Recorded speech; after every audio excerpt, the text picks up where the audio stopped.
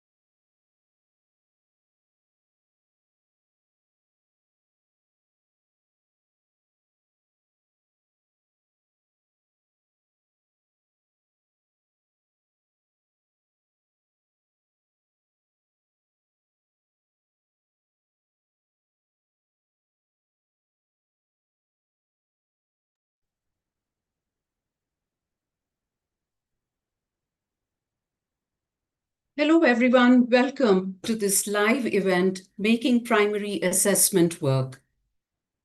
I'm your host, Sujata, a Senior Academic Manager with the British Council's English and School Education team in South Asia.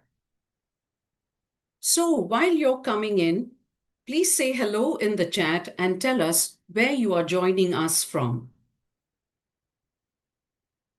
If you're in Zoom, please use the chat for comments and to answer questions and please use the Q&A for any questions that you have for our presenters today. If you're joining us on the Facebook live stream, please use the chat for your comments and questions. Okay, let's see. We have so many participants saying hello from Bulgaria, Indonesia. Hi from India, from Saudi, from Jeddah, from Dubai, Thailand, Pakistan, Romania, Lebanon, Turkey. Fantastic. So many of you here. We are so happy to have you all here. And welcome once again. Oh, great. Muscat, Oman, Ukraine. That's fantastic. So many from Egypt, India, Pakistan. That's great. It's lovely to have you all here. Welcome again. Today's session is about primary assessment and focuses on the SPEAK project in Sri Lanka. We are about to start the session. We are here today with Anju Moses and Udani De Silva, who worked on the project and are going to share their insights. Welcome, Anju and Udani. Where are you joining us from? Hi, Sujata. We're joining you from sunny Sri Lanka. Okay. And where in Sri Lanka, Anju? Well, both of us, based in Colombo. Oh, fantastic. Sunny Colombo. I wish you could send us some sun here in Mumbai, where I'm based. Anyway, it's fantastic to see you both. It's great to have you both over here. But before we start, I'd like to tell the audience a little bit about our presenters today. Anju Moses is the head of English and school education at the British Council in Sri Lanka. She leads programs that support national education priorities and empower learners. She was previously executive director of the Avinya Foundation, a non-profit focused on holistic education for underserved youth. Anju is also a published children's author, passionate about youth and education. That's great, Anju. Udani de Silva is a teacher educator with broad experience in English language education and training across Sri Lanka and the wider Asia region. She works with the British Council on national programs supporting teacher educators, blended learning, and assessment in both primary and secondary education. She's passionate about building practical, tech-integrated solutions for educators. Okay, so let's get started. I'll hand over to both of you now, and you can start sharing your presentation. I'll turn off my camera, but I'm here if you need me. Thank you so much, Sujata, and Thank thanks to you. everyone, for having us here and that lovely introduction. So hello, everyone. Thank you so much for joining us today from all over the world. We're really excited to be here with you and talk about this very timely and interesting topic. So before we get started, we'd love to know a little bit about you. So if you could just pop in the chat about what grades you currently teach or have taught in the past, that would be really nice for us to see what context you are teaching in currently. So Udani, until we get some responses, can I ask you, what grades have you taught before? And what do you enjoy most about teaching primary? Yeah, so I've taught primary from lower primary to upper primary, so ranging from ages 5 to 10, 11 even, and also early years from 3-year-olds to 5-year-olds until they go to preschool. To the school. And what I love about teaching primary is we can just get into games and activities. We can use play to drive the language out of the kids, and that I really enjoy, and that's something we all should do even as adults. Yeah. Thanks so much. And looking at the chat, we have a lot of teachers out there teaching primary from kindergarten, and we have people teaching a range of ages, like from 7 to 17 and beyond. So it's really great to have this wealth of experience with us here today. So I personally love teaching primary, Udani, a little bit because of what you said. It helps me tap into my own inner child, and you get to see the world from a completely fresh perspective. And that's always such a great experience. So I particularly enjoy teaching primary levels.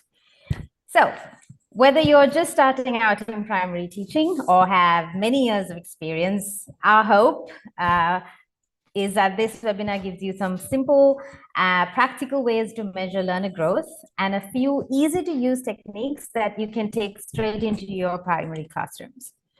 So let's look at what we will cover today. We'll start by giving you a brief description about the primary teacher training program we did here in Sri Lanka and the lessons we learned. We will then dive into what primary assessment could look like with your insights and ideas as well. And after that, we'll look at what this should look like in the classroom. And we'll demo some activities and techniques, and Udani's got some tricks over there. And especially we'll look at how we can use what you already do in your primary classes, or what we already do in our primary classes, as tools to inform learner growth. So to kick off, we'll tell you a little bit about this acronym that we've used in the title as well, SPEAK. So what is SPEAK? SPEAK stands for Strengthening Primary English Communicative Activity for Key Stage 1. It's a mouthful. Simply, it was a program, or it is a program, where we look at the very first years of primary school. grade 1, when children are usually 5 to 6 years old. And it's that important stage when they're just starting school, building their first reading, writing, and speaking skills in English. So the aim of the Speak program is to help teachers feel more confident using English in the classroom by practicing common activities, lesson stages, and classroom instructions. So it's not only about making lessons more interactive and fun, but also helps teachers clearly see what and how learners are progressing. So in other words, we like to call it assessment in action. So the Speak program started off in 2023 with just 25 teachers, and it's been cascaded to over 1,300 primary teachers now. So we will draw on some of that experience, and what we have on the screen right now is an activity that was developed as part of the program in one of the sessions that Udani led.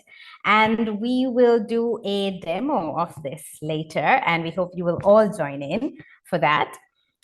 Basically, it shows just how many assessment opportunities can be found in something as simple as a song or a short dialogue. So do save your primary hats for later to put on and join us with this. So now moving on, before we look at the shift in practice, let me start with a quick question. What words come to mind when you think of primary assessment? And you can use the chat to share your ideas, please. And while we wait for some of that, Udani, what words come to your mind when you think of primary assessment? So, Anju, when I started right away, when I just think of assessment, few years back, I would always think, and this is the case for a lot of teachers as well, we always think about tests, exams. But when it comes to primary, there's a shift in that thinking, and I can already see on the chat really good answers, which are informal, I can say formative.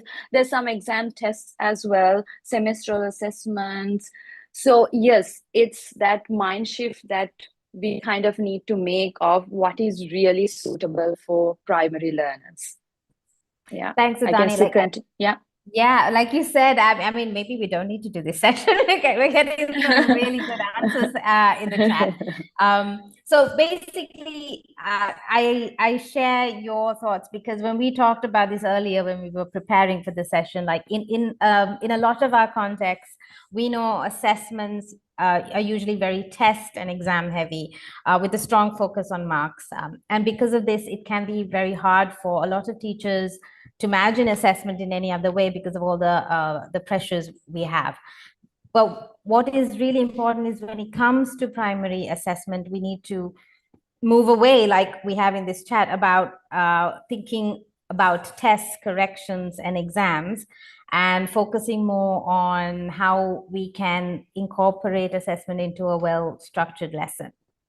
So in this slide that's just come up, you'll see words which we often associate with assessment. And then on the right-hand side, words which we really need to focus on instead. And we, like Udani said, we can see a lot of those words that anyway already came up in the chat. So you are already aware of this very important fact. So one thing that we really wanted to emphasize here is to really think about a child's journey. Like they start off at home, they spend their time playing games. In preschool, they're still playing. They're also interacting with other children. And these stages are very crucial for their growth. So when they enter school, it shouldn't really suddenly become a shock of tests and marks and things that are unfamiliar and even intimidating at that age. So the purpose of primary assessment is very different. It's about helping children learn, grow, and evolve, not only cognitively, but also emotionally, socially, and personally. So taking all this into account, the question is, what do we think is the best type of assessment in a primary classroom?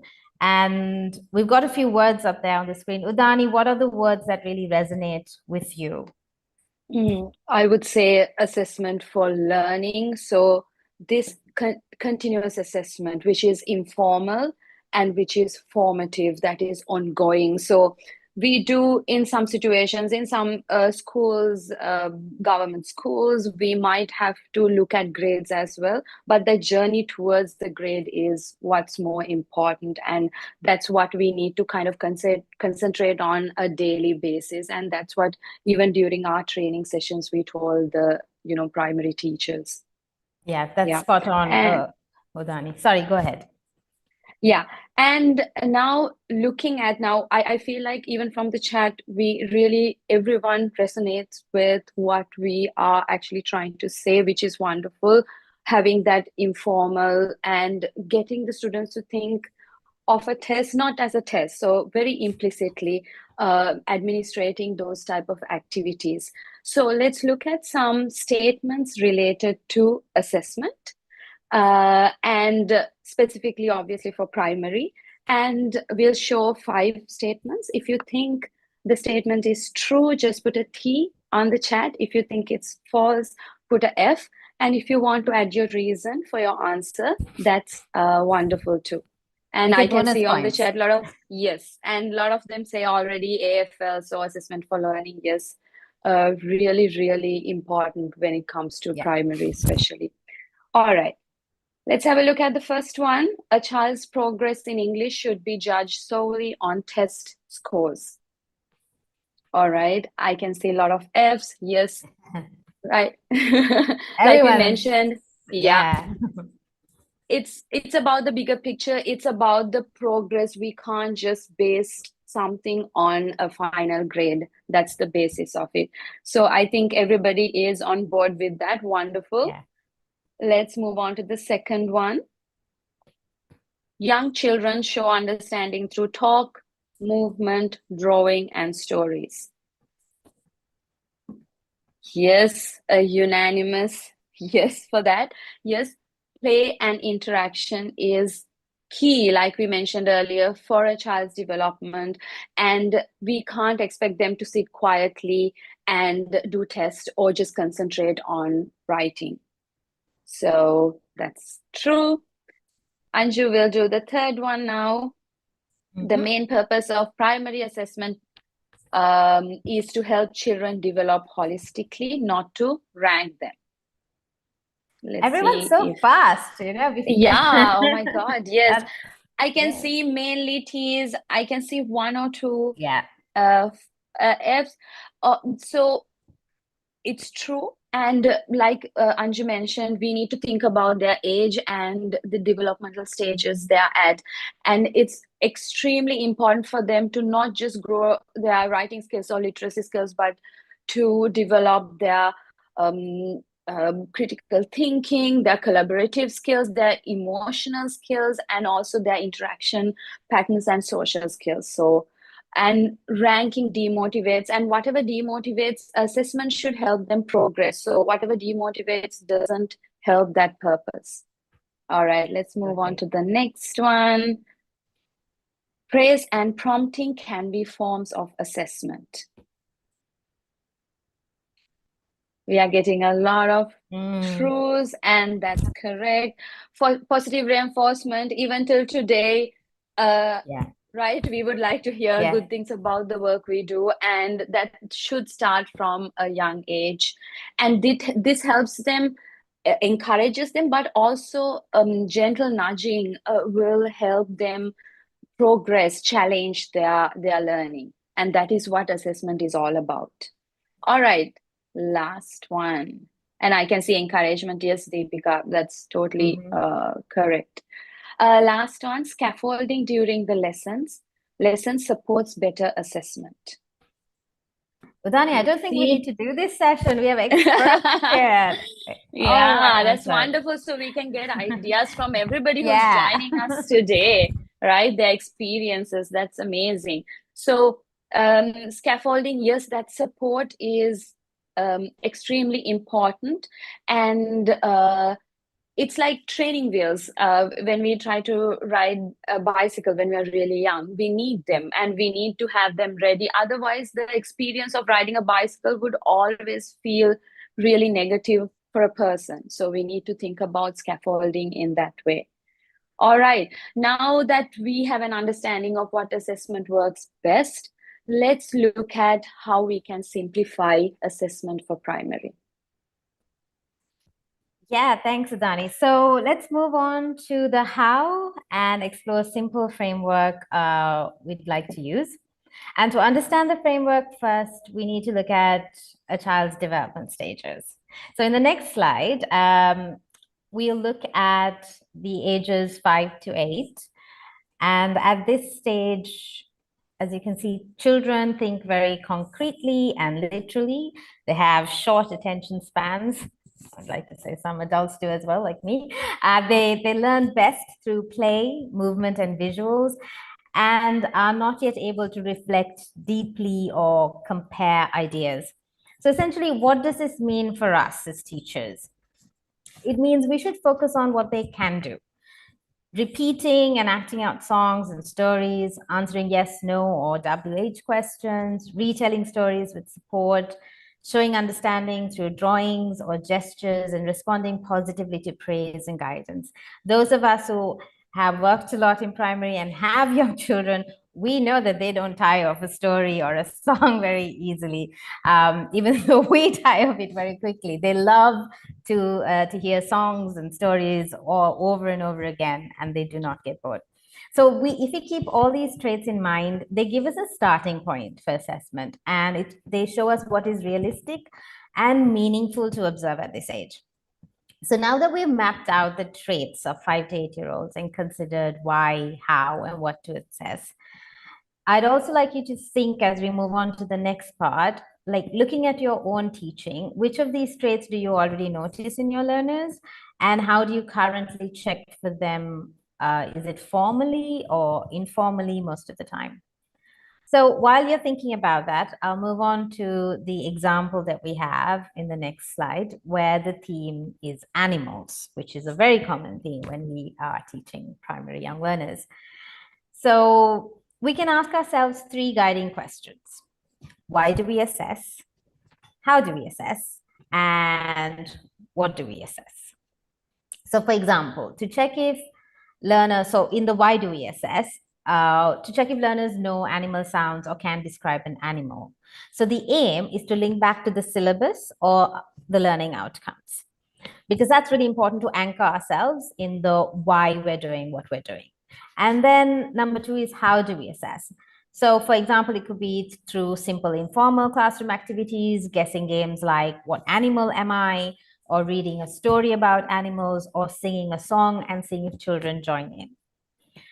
And the third one is what do we assess, or what do we observe? So we look for whether children can perhaps match animals correctly. Can they recall details from a story, or can they use the appropriate gestures or words to show understanding?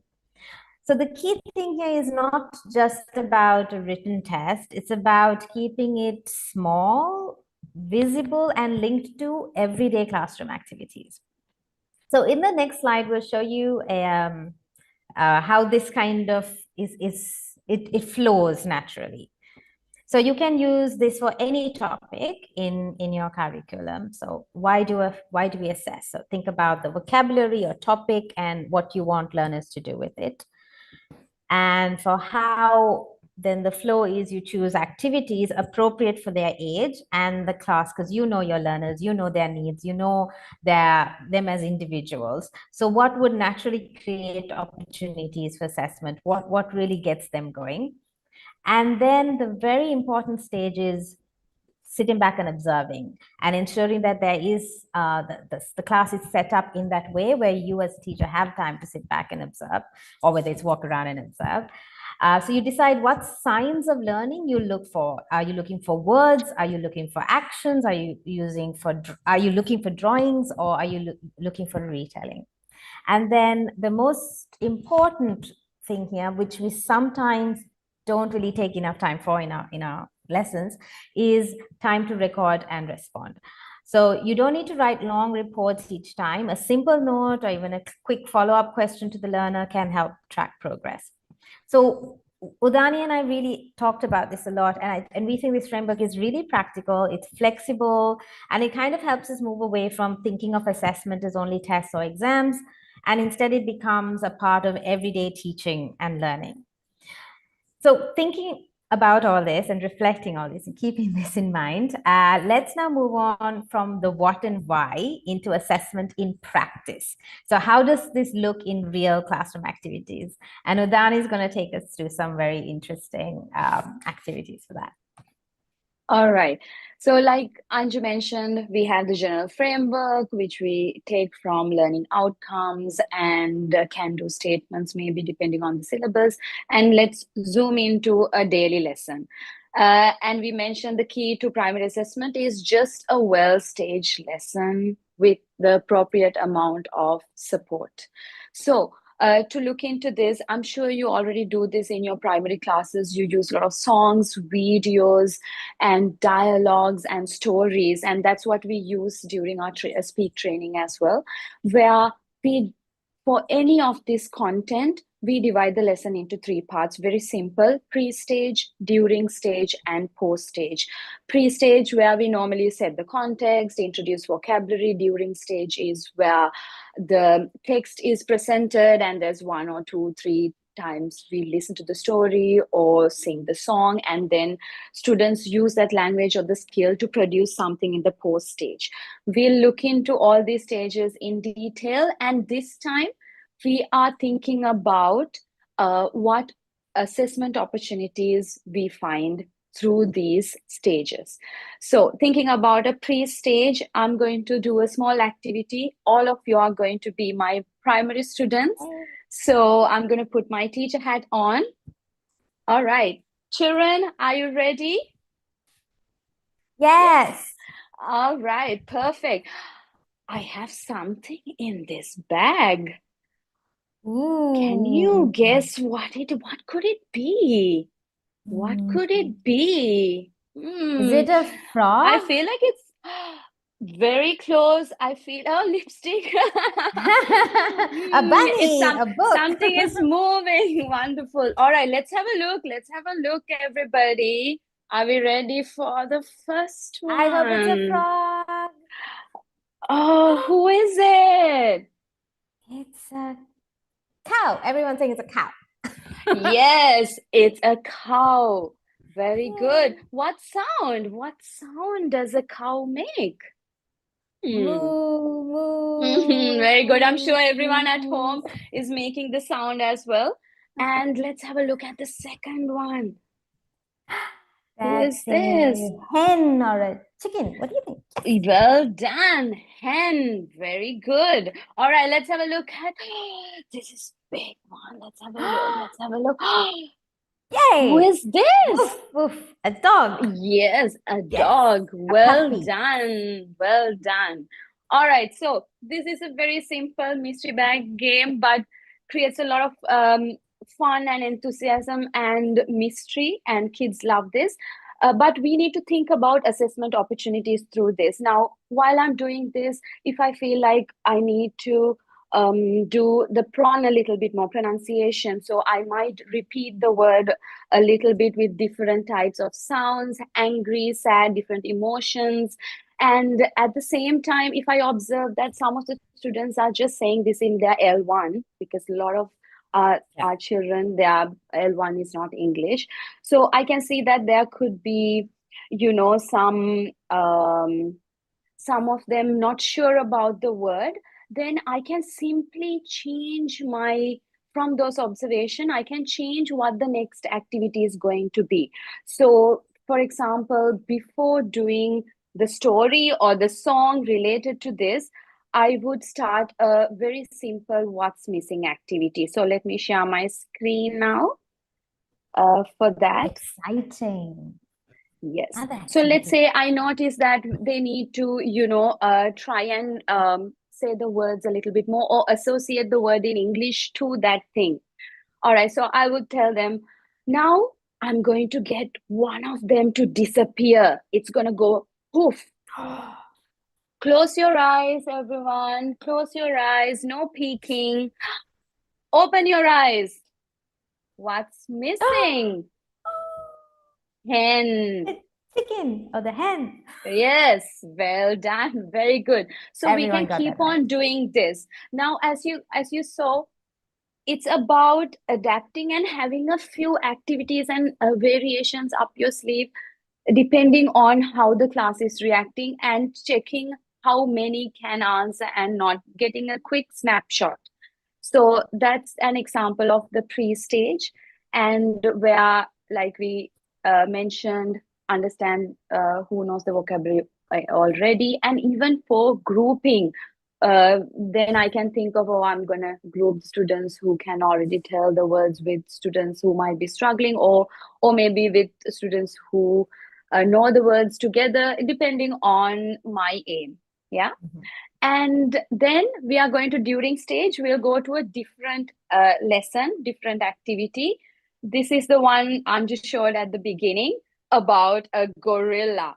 All right, during stage is layered, and it can have many many attempts of listening. So we can listen it for 1 time, 2 times, or 3 times, and repetition is very important with primary students. And imagine that during pre-stage, we have already learned the actions to this dialogue, and we've already learned the key vocabulary. So I'll start by telling the story, and on the first go, I'll only ask them to do the actions with me. It's story time. Let's do the actions together.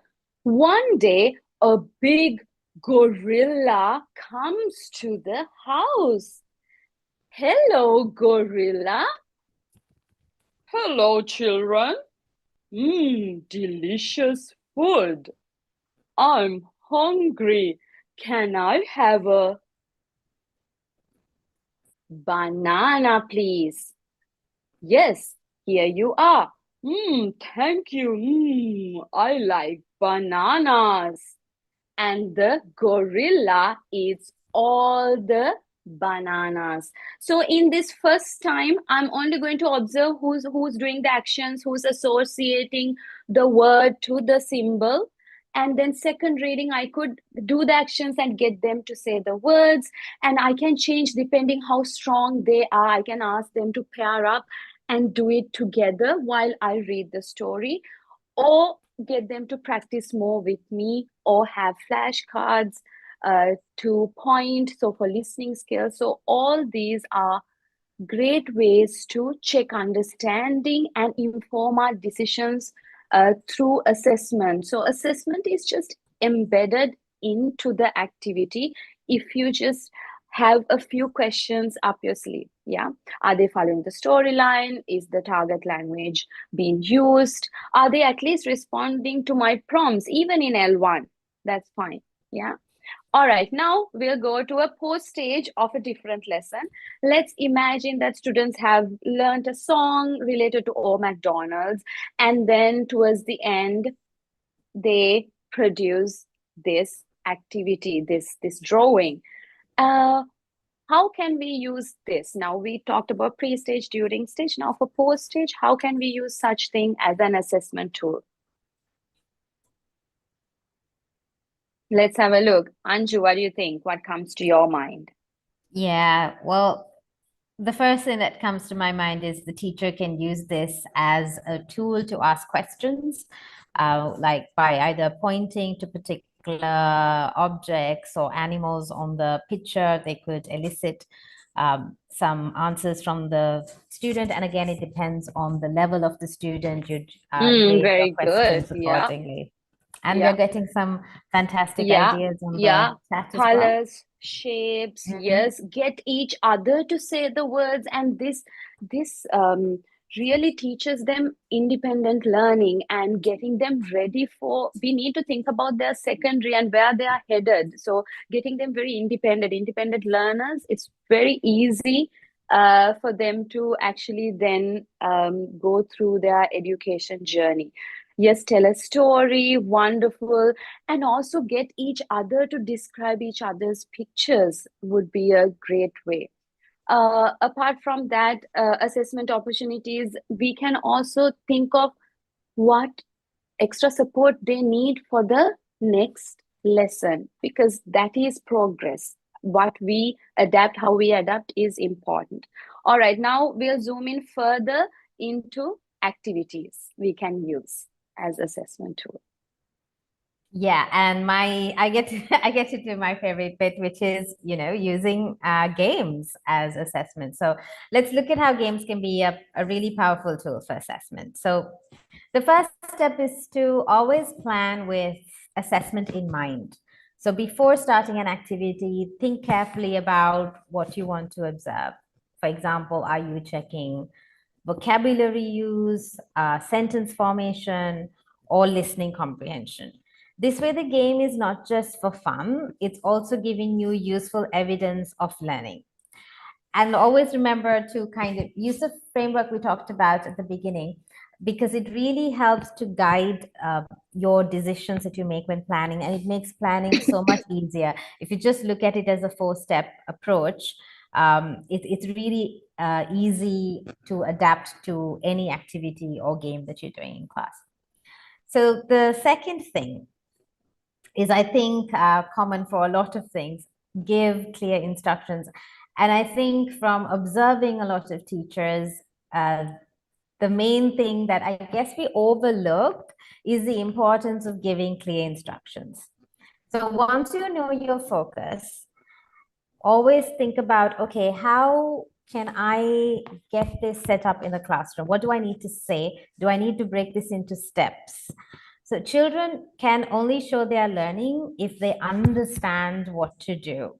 So a few good tips there are to first either do an example, demonstrate the activity first, like Udani just did with us with the mystery bag, use a lot of gestures, visuals, repeat if needed, because it's fine to repeat. And a simple way to remember this is with the acronym STEP. So keep it short and simple, but if it's complex, break it down into short and simple steps. And you can tell them things in order. And to do that, you do need to reflect on the activity before and have it thought out in your head as to how it's going to work in the lesson. And engage learners with action. And always practice before play, because then it not only gives them a clear idea, it also gives them that level of comfort to push them forward and really get into the game. So the next thing is to start simple and then add complexity. So the key thing here is to begin with a familiar format. So we still build their confidence, then gradually introduce new vocabulary or structures. So in this way, the game grows with the learner and you can observe progress step by step. And the importance is this can be over a few weeks, because in the first few weeks, you're still building on those familiar formats. And then as you progress, you keep making things more and more complex as you go along. And then you will see that how they themselves grow in confidence. Because that's one of the key things, even whether it's primary or secondary or tertiary, it's that building of confidence is one of the key things for learning. And the final thing when it comes to using games as assessment is what Udani spoke about at the beginning when we did the true-false question, was giving feedback and giving immediate feedback. So give feedback in the moment, use praise. Things like well done, nice try, fantastic. It's motivating, but you can also use gentle prompts or questions to guide learners to think about things and reflect on things a little bit more. And it's okay sometimes to use the mother tongue, because if you need to clarify something and if using their mother tongue helps, then I think you should definitely go for it. The important thing is that learners feel supported and encouraged to keep trying. So I have my own young learner at home, and I know how praise from a teacher can make such a difference in how they respond to a learning activity and the feeling that they have after that. So now we've seen how games can become assessment opportunities if we plan carefully, give clear instructions, build gradually, and provide feedback. So let's move on to some practical classroom activities where we'll see these principles in action. So Udani, over to you. Yes. All right. So like Anju says, those are all the do's when it comes to using activities as assessment. And to make it easier for us, like she said, we have to start simple. So we have given here 4, 5 very simple activities that you can use and reuse. If you are new to teaching or if you want to do assessment, keep the activities simple. That's very crucial because you have to multitask. You have to assess the students. You have to take a snapshot of who's doing well, who's doing who needs support. So to take that properly, if you use simple activities, that takes it a long way and that makes your life so much more easier. So for example, Simon says we all of us know what this is about. I'll just give a simple example of how we can use a variation. So for example, for Simon says you can have these cute little wands. I hope everyone can see it. Cute little wands. Yeah. And if you are Simon, you can have a wand. So every group will have one wand. And like she said, we started in steps. So first of all, the teacher has the wand and she gives instructions, and whoever has the wand can give one instruction. Or you can even use vocabulary lists that needs to be checked. And then everyone takes turns to give instructions. And later on, once they practice, they can go with a full-on game of 5 or 6 Simon Says turns. Why this is fantastic? Because you then get the time to just walk around, observe, ask questions. If you need to note things down, you can note them down. And voila, this is assessment. And children don't even know that it's happening. What's missing sorting is the same. Think about not just worksheets, taking it out of the worksheet and using objects and realia. Then another really nice way to adapt coloring and drawing activities is getting students to do different parts of a drawing. So for example, if you're talking about farm animals, you have a background of a farm, a big drawing, and then students create mini parts for that scene. And this becomes such a great collaborative practice. And then students one by one come and put and make this collaborative painting or drawing. And for assessment, you don't have to create extra material. You can keep on using that throughout the term, towards the end of the term, as an assessment tool for them to ask and answer questions. And this way, they can see their progress and it's really visible, and they feel really proud to be adding different things. It's almost like building something, from the plan till the end product. It's really important to see that progress. Now that's all for activities, so keep it simple. And then we'll move on to guided questions. We talked about this before also, Anju, about prompting, gentle reminders, and this can be used as an assessment tool. Now we have 7 points related to what the purpose of it is, and also different types of questions that we can use. I will do 4 of them with you. So I'll read an example or a statement, and you have to, Anju, match it to the point. Yes. Are you ready? That's right. Are you ready? Okay, yes. All right, I'll start easy. Okay, what am I describing? To check vocabulary, listening comprehension, understanding of a concept story. Which point am I talking about? Oh, guys, you have to help me. It's number 3. It's the purpose of the that's fine, Anju. Good try. This is gentle nudging. But it talks about the purpose. All right. Purpose of guided questions is for you to assess anything, for you to gently nudge students to give that answer, because it's important to understand the potential of a student. Sometimes they might not talk, they might not say, but with these questions, you can understand the potential and you can plan your lessons accordingly. All right, next one. What is this? What color is it? That is open questions, number 4. What color? Yeah, or short answers. It can be, yeah.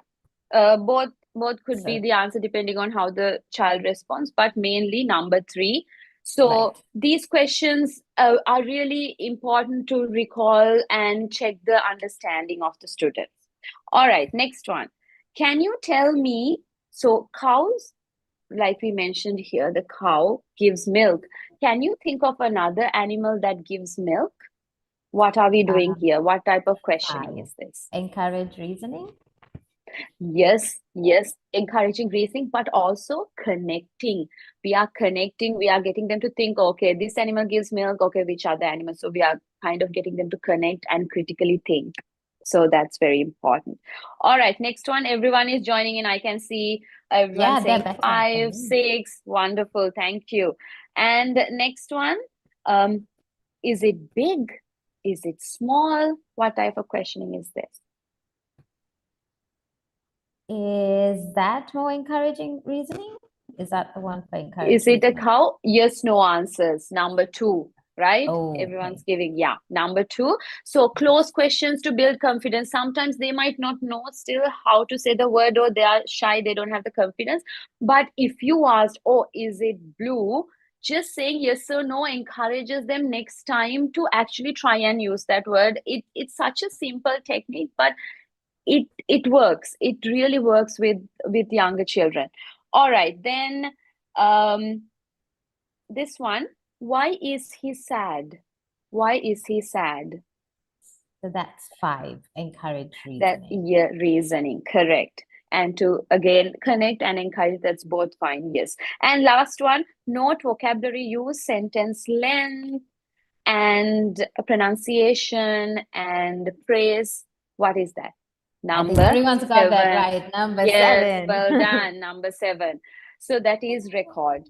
All right. So talking about record, that's the last one in our agenda in a way that we've learned. We looked at the framework, we looked at why, how, and what to do, and we actually got into a lesson to the classroom. We looked at activities. Now, recording. Okay, it can be intimidating at first. We don't have the time and what to record. Am I supposed to write so many things about the students throughout? Like if it's ongoing every day, do I have to do this? Actually, the answer is start again. The key word here is start gradually, and think of it as a snapshot of the classroom. So think of yourself as a photographer. You get a wide shot at the start during the first few weeks of the term, of the second term. If you are new, just take a percentage of what you see when they're doing. Simon says how many people can follow instructions, 80%, 20%. Just note those things down. And then slowly, when everybody is aware of the activity format, everybody is comfortable, and you can let them do it, observe in groups, but still have the same groups for a few weeks, so that you can just observe the common learning outcomes that you observe. Like they can sing the song, sing along to one of the songs or 2 songs and whatnot. You can just note down those few common group observations. Then you go into a couple shot or a pair shot. You go to 2 students who are maybe telling or describing a picture to each other and noting down what you see. And then you go to a close-up shot once everybody is very comfortable, and you make sure that everyone is doing something while you observe these students. And also have 10 students per time per day, or 5 students at a time at a lesson to observe. Don't overwhelm yourself with observing a class on a day, which is impossible, especially with primary. So have that stepped and gradual, like a different types of photographs. And when you're writing down, have your learning outcomes and have something color coded. So if, green for confidence, or if they are using the words and need support, if they pink or orange, and whatever the color that you like. And then yellow for can do activities with some support. And this really helps you see the progress. All right. Now that we looked at some examples, assessment in practice, and we kind of thought about how to do this in a daily classroom. These are the things we learned, and we keep on learning by observing our wonderful primary teachers and doing trainings with them. introduce the assessment gradually and break the lessons into stages, and within the stages have those mini activities. And very important, familiarize the students with the activity. Don't try to assess a set of vocabulary with an activity that is completely new to them, because by the time they start getting the grasp of how to do the activity, they've forgotten to use the language. And instructions, really, really important. Even teachers who are more familiar with L1 can teach in primary classes with very simple stepped instructions. And once they are aware of the activities, we can integrate it into lessons, and we can add lessons topics into it, and then adaptation and recording. You can start slowly taking a snapshot, like we said, and use those recording techniques. All right, Anju. So we can see some of now the best part, some of the testimonials from our teacher training sessions that we did, and it was really wonderful to see how much the instruction part, especially for primary, how much it's important with assessment, to do the assessment swiftly and easily, smoothly.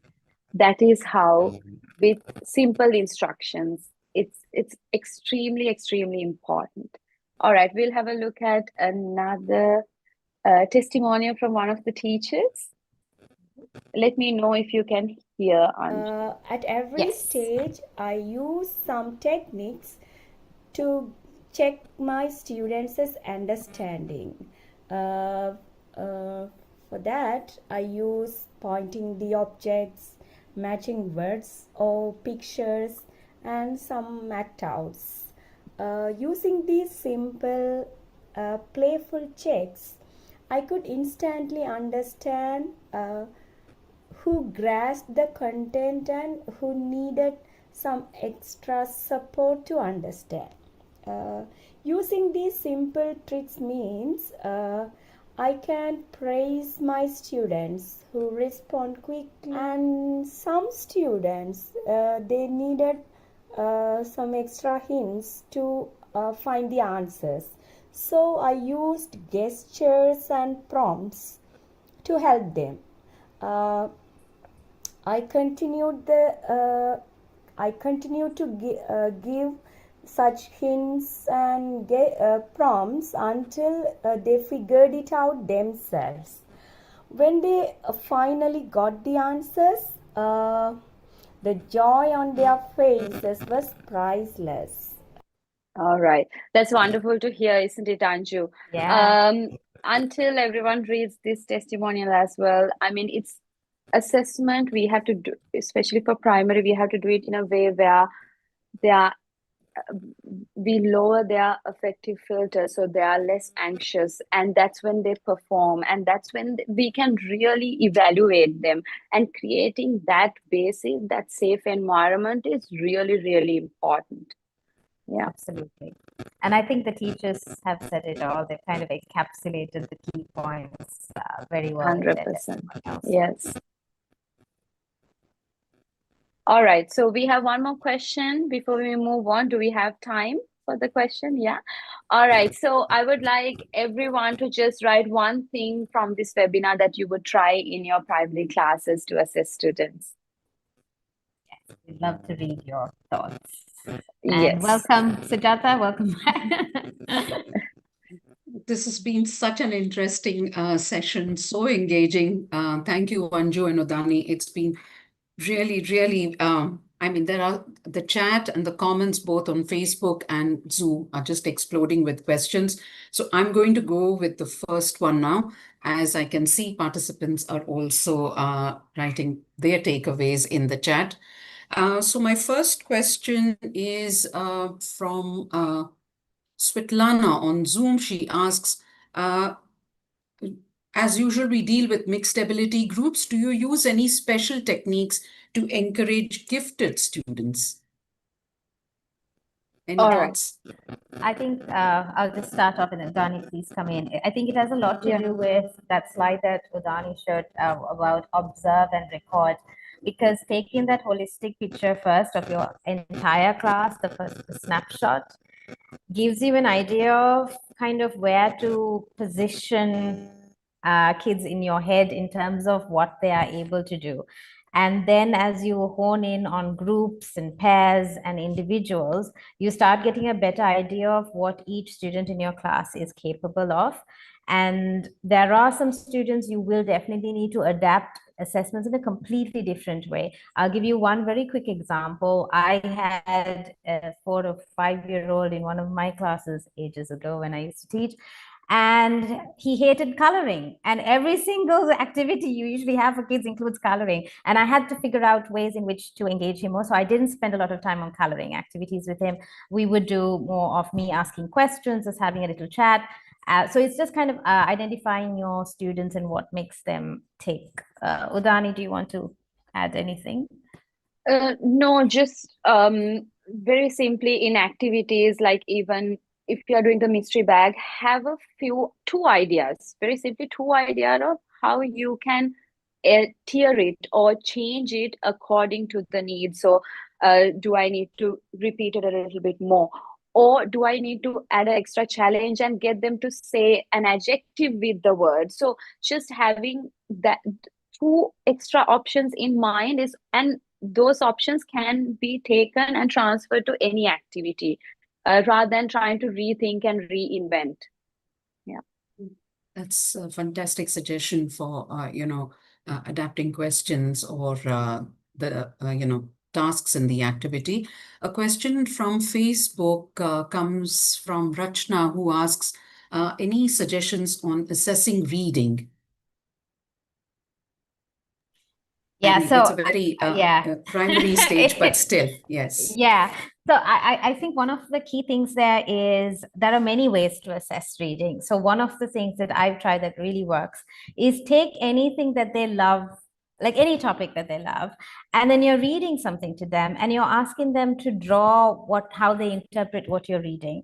And for me, the amount of answers or the wide variety of responses you get from just that small task. You may be reading just a paragraph, but you can find out so much more about your students and how they're interpreting what you're reading, how they're interpreting a paragraph.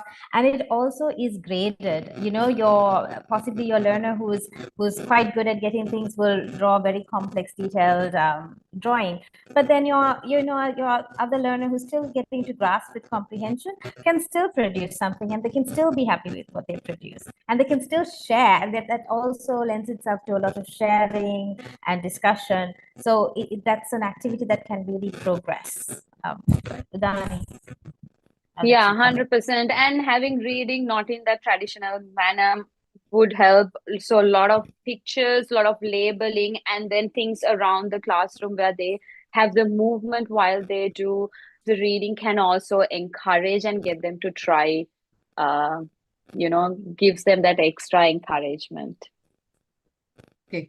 Another question from Zoom is from someone, I think there may be others in the audience who might have this question about, you talked about embedding assessments in the activities and you showed some really simple and effective ways.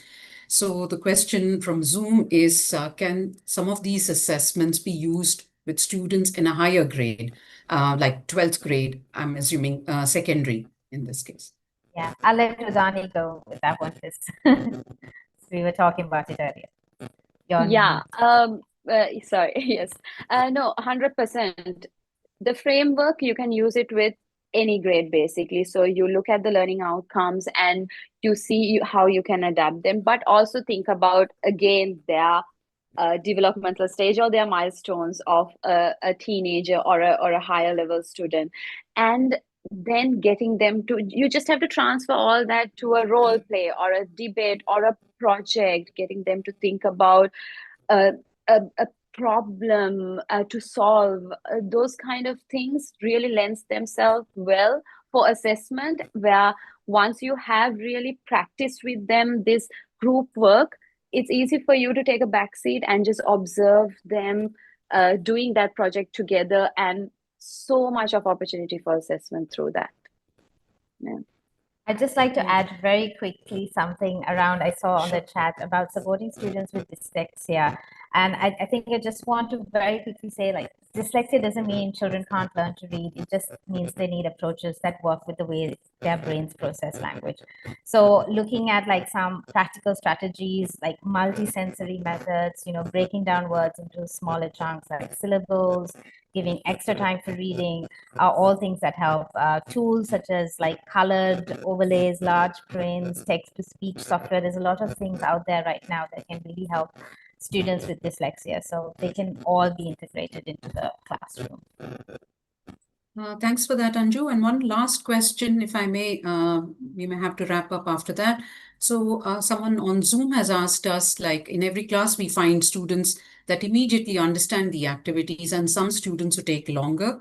How do we apply assessment to get them to catch up on all the while respecting time management? Any suggestions? Yeah, that's a very good question. And I think one of the things is just making sure instructions are there in multiple ways. One is giving them out verbally. Another thing is putting them up on the whiteboard. And the third is doing an actual demonstration. And if you have a child who you think really takes a lot more time to get with an activity, use them in the demo, use them in an example so that they're building more and more confidence, and they are enjoying building confidence because they get teacher time. So I think those are like ways of ensuring that instructions can be related well. Oh, Sujata, I think you're on mute. Sorry, I'm afraid that our time is up, sadly. Thank you so much, Anju and Udani. That was such a fantastic session, so engaging. I think all our participants agree. And thank you to our moderators, Joe and Melissa on Zoom, Karen and Naomi on Facebook, Teaching English Asia and YouTube. Thank you all so much. Quickly coming up your way, please note the upcoming World Teachers Day event. Don't forget to register for that. You can do it even now. Thank you so much, everyone. Thank you. Thanks a lot. Thank you for coming. Thanks, everyone.